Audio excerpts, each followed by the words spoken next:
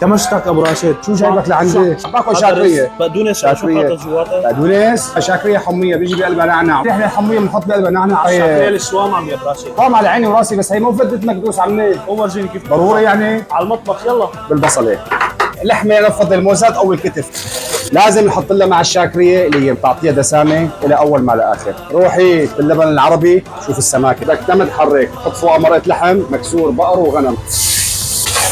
ايه في اخذ لون مرقه لحم، نزل عليها اطرافها. طبعا مو استواء كامل، لازم بقلب اللبن كمان يستوي. روحي مرقه اللحم ريحه الضاني، هذا السر. اذا ما فيها نعناع يابس ما اسمها شاكريه. البسمتي لانه خفيف على المعده، بنحط له ملح، بهار ابيض بيعطيه طعمه طيبه. اهل الشام قولوا لنا كيف تعملوها للشاكريه. حماه وبس، شويه سمنه معلم عشان يفلفل. شوف الحبه واختها، شوف مكسرات معلم، بدها كرم. رشه فلفل اسود. نار بس هون نار. وين رايحه؟ بتروحي لهون؟ يا وياه نحن ما بنمشيها هون بالمطعم بالليل، بس بحمام بنمشيها معلم. ليش عم تطلع علي انت؟ بده لي مع الشاكريه. بنحط لي اياه، واللي بده اياها بعظمه بنحطه بعظمه، اساسي راس العصفور. يلي بدهم اياها شاميه.